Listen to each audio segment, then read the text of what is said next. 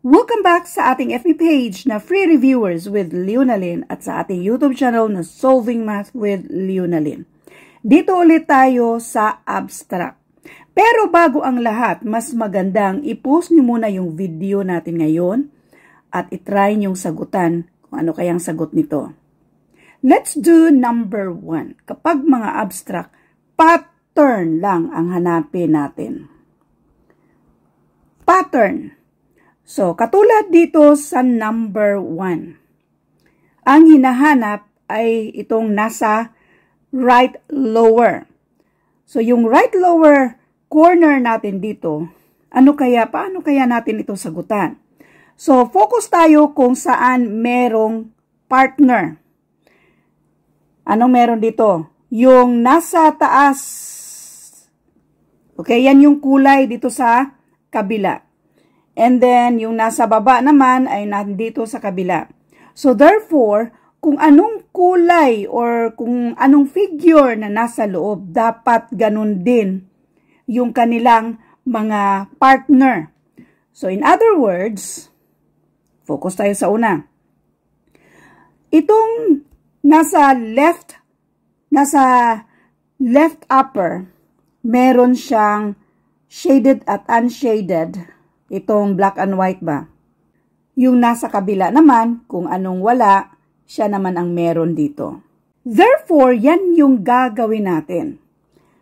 Ito, line yan siya na nandyan at yung dark na yan, yung shaded na yan. Again, yung line na ito ay nandito sa circle, yung fully shaded ay nandito naman sa kabila sa circle. Yung natitira, yung nasa baba. Yung nasa baba na yan ay meron tayong alternate yung kulay. Parihong alternate yung kulay. I-out na natin si letter A.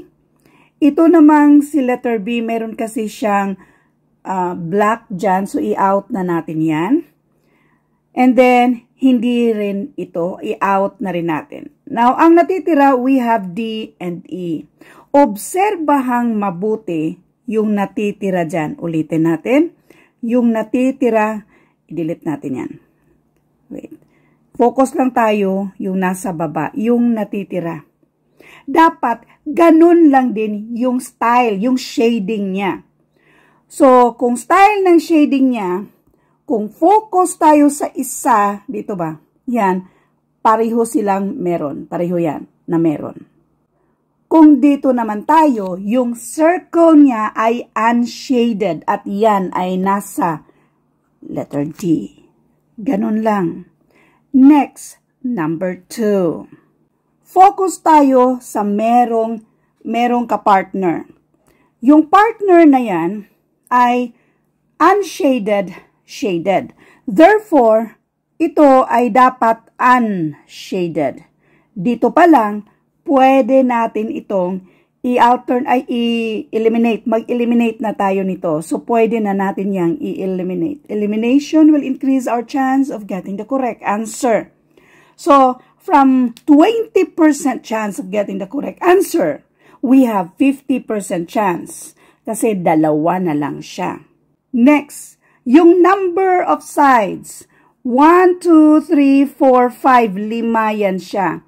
Ito ay 1, 2, 3, 4, 5, 6. Nag-increase yung number of side. Nag-increase din yung nasa loob. Yung nasa loob, dalawa yan siya, naging 3. So, therefore, since isa lang yan siya, dapat maging 2. Ito, 2, at ito, 2 din. So, dapat maging 2. Yung side naman, erase natin ha. Yung side niya, 1, 2, 3, dapat 4 yung side. So, 1, 2, 3, 4. Dito pa lang, it's letter A o itong number 1. Tingnan natin yung nasa loob mismo. Kasi yung nasa loob, ang nandito, yung sides dyan na maliit, yung dalawang yan, 6 sides yung nasa, 6 sides yan siya. Or, in other words, kung 6 sides yan siya, ito naman, 6. ito naman ay 5.